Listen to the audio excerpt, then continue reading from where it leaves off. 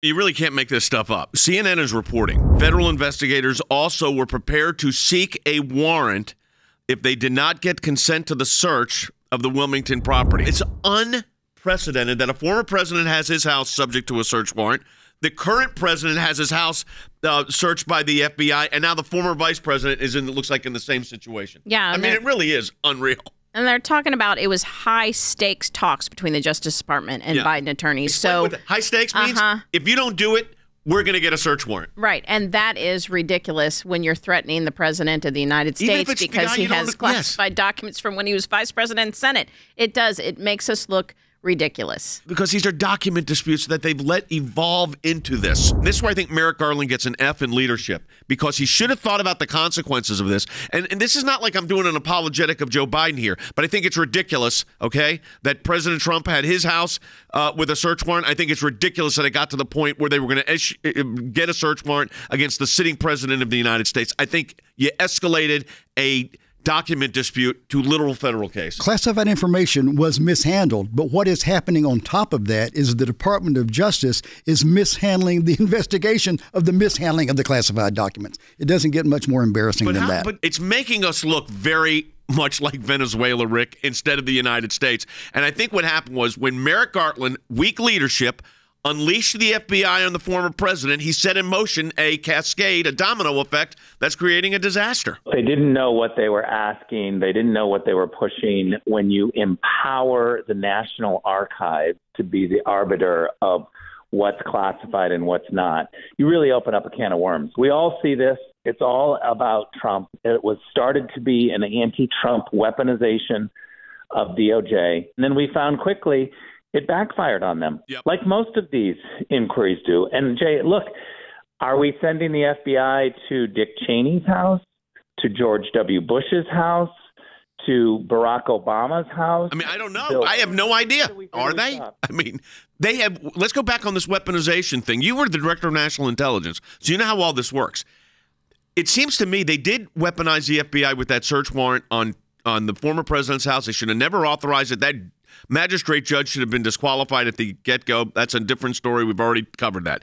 But then now it's the current president's house, and they got FBI agents swarming through that. And now the vice president, like you said, you can name up all this. It makes us look so weak. That's what I'm worried about here. How does it make us look on the national stage? It really takes away our moral authority to tell other countries to clean up their act.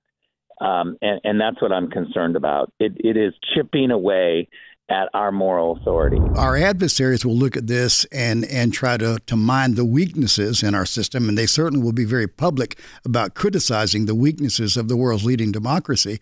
But on the other hand, not knowing what is in a lot of these documents, our allies who routinely share classified intel with the United States, think of Israel, think of the United Kingdom, they will be reluctant to share certain things with us if we cannot handle our own business when it comes to classified information. I will tell you this, in my representation, when you represent someone that's the commander-in-chief of the United States and they're dealing with a distraction, here's what happens. And I had these words said to me by the former president.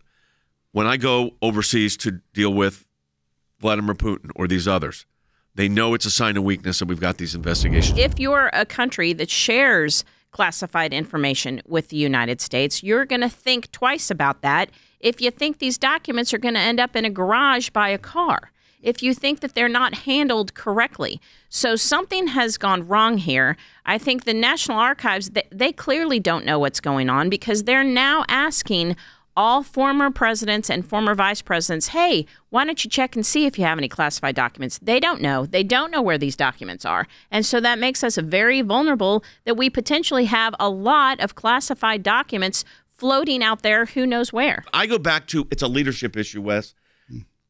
Get the documents back. Mm-hmm. Don't have to get search warrants executed if you do it correctly. Right. And then when you put the FBI in it, it's Katie bar the door. It's leadership failures at multiple levels, in the executive branch. We should not even be facing this issue, but certainly in light of all that has been discovered, the fact that the Department of Justice has handling this as a criminal case, and in the case of the former president, basically weaponized the Department of Justice, is not good for anyone. The former president, subject to a search warrant. The current president's house, searched by the FBI. The former vice president of the United States, now having documents and the FBI going to conduct a search? It looks like Venezuela, and we're a constitutional republic.